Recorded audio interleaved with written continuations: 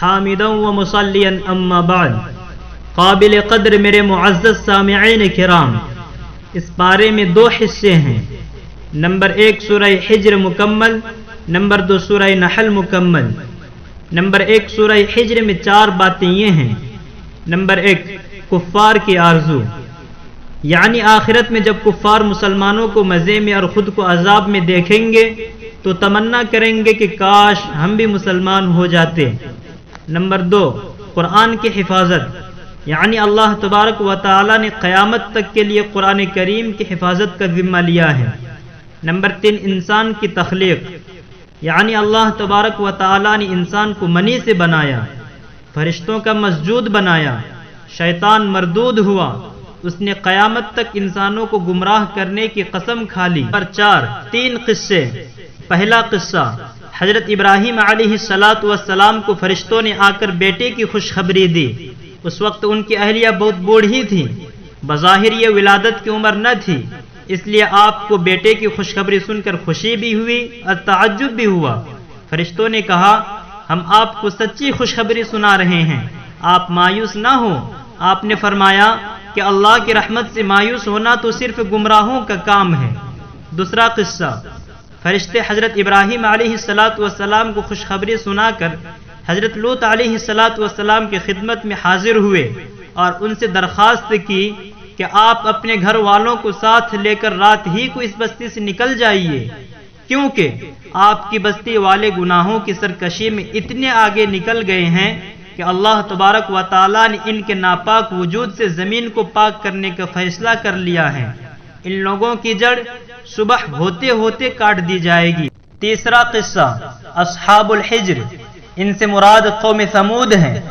یہ لوگ بھی ظلم و زیادتی کی راہ پر چل نکلے تھے اور بار بار سمجھانے کے باوجود بت پرستی کو چھوڑنے کے لیے آمادہ نہیں ہو رہے تھے.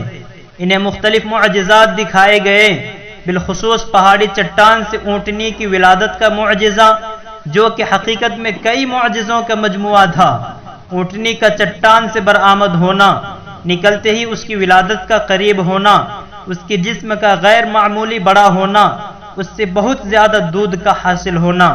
لیکن ان بدبختوں نے اس معجزے کی کوئی قدر نہ کی، بجائے اس کے کہ یہ لوگ اونٹنی کو دیکھ کر ایمان قبول کر لیتے، انہوں نے اس اونٹنی کو ہی ہلاک کر دیا. چنانچہ وادی حجر والے بھی عذاب کی لپیٹ میں آ کر رہے. نمبر 2 سورہ نحل میں 5 باتیں یہ ہیں.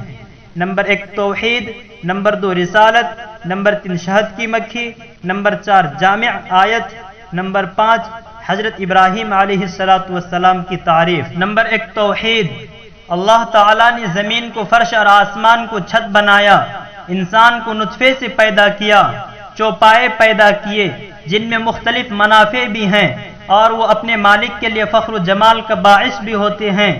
گھوڑے، خچر اور گدھے پیدا کیے جو بار برداری کے کام آتے ہیں اور ان میں رونق اور زینت بھی ہوتی ہے.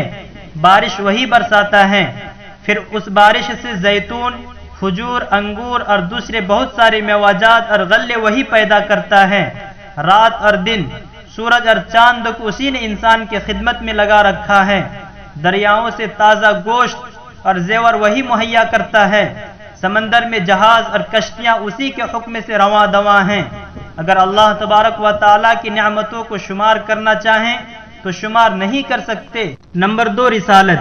نبی علیہ السلام کو حکم دیا گیا ہے کہ آپ لوگوں کو حکمت اور موعظہ حسنہ کے ساتھ اللہ کی طرف بلائیں اور اس راہ میں پیش آنے والے مصائب پر صبر کریں.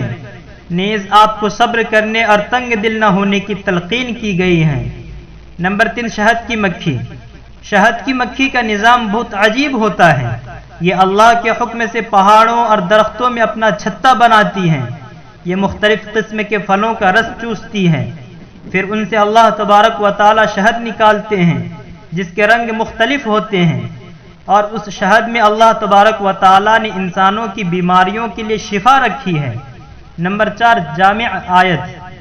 اس سورت کی آیت نمبر 90 میں 3 باتوں کا حکم دیا گیا ہے اور 3 باتوں سے منع کیا گیا ہے.